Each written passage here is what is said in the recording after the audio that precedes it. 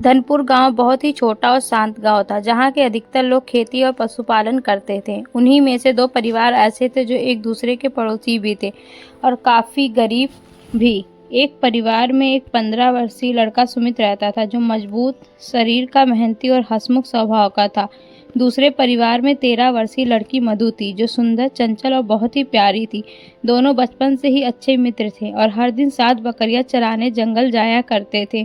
जब सूरज की तपिश थोड़ी कम हो जाती, तब सुमित और मधु बकरियों को लेकर पास के गांव के जंगल में चले जाते।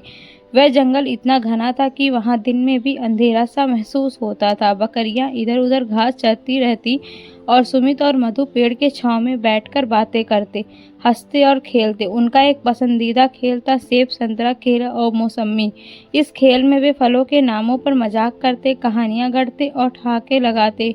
मधु अक्सर सुमित से कहती, सुमित तू भी कुछ कर, हम हर बार सिर्फ बातों में ही मस्ती करते हैं।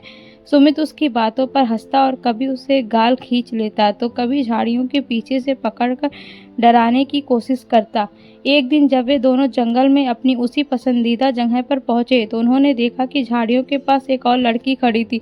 वह दूसरी बकरियों के साथ आई थी और उसे देखकर लग रहा था जैसे वह समझने की कोशिश कर रही हो कि सुमित और मधु क्या कर रहे हैं। मधु ने हंसते हुए कहा, आजा इधर बैठ, तेरा नाम क्या है? लड़की ने थोड़ी शर्माते हुए कहा, मेरा नाम राधा है। मधु ने उसे अपने खेल के बारे में बताया और उसे भी खेलने के लिए कहा। राधा पहले थोड़ी झिझकी, लेकिन फिर खेल में शामिल हो गई। पहली बार ही खेलते हुए राधा इतनी हंसी कि उसकी आंखों में आंसू आ गए। उसने कहा, तुम लोग रोज ऐसा खेलते हो, कितना मजेदार है यह। मधु ने गर्व से कहा, हाँ, जब भी हम जंगल आते हैं, यही पेड़ की छांव में बैठकर यही खेल खेलते हैं।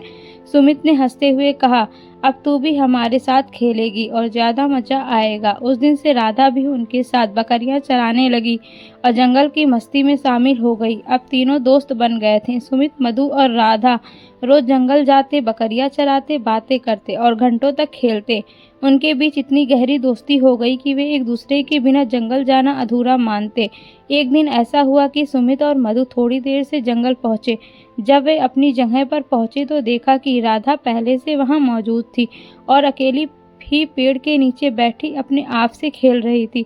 मधु ने धीरे से कहा, देखिए तो अकेली ही मस्त हो रही है। सुमित ने हंसते हुए कहा, आवाज लगाई, राधा हम आ गए हैं। राधा चौंकी और हंसते हुए बोली, चलो जल्दी, आज मैं इंतजार नहीं कर पाई। फिर तीनों ने बैठकर खूब मस्ती की। उस दिन उन्होंने 3 बार खेल खेला, एक दूसरे की टांग खींची और ठहाके लगाए। शाम ढलते ढलते वे थक गए, लेकिन उनके चेहरे पर मुस्कान थी। बकरियों को इकट्ठा किया और अपने अपने घर की ओर चल पड़े। रास्ते में वे एक दूसरे को अगले दिन की मस्ती के लिए उत्साहित कर रहे थे। अब जंगल की वह जगह केवल सुमित और मधु की नहीं, बल्कि राधा की हंसी और शरारतों से भी गुलजार हो चुकी थी। तीनों की दोस्ती और भी गहरी हो गई थी। अब वे सिर्फ खेल के साथी नहीं, बल्कि दिल से जुड़े ऐसे दोस्त बन चुके थे जिनके लिए हर दिन एक नई खुशी लेकर आता है। अगर आपको यह कहानी अच्छी लगी तो लाइक एंड सब्सक्राइब करें। धन्यवाद।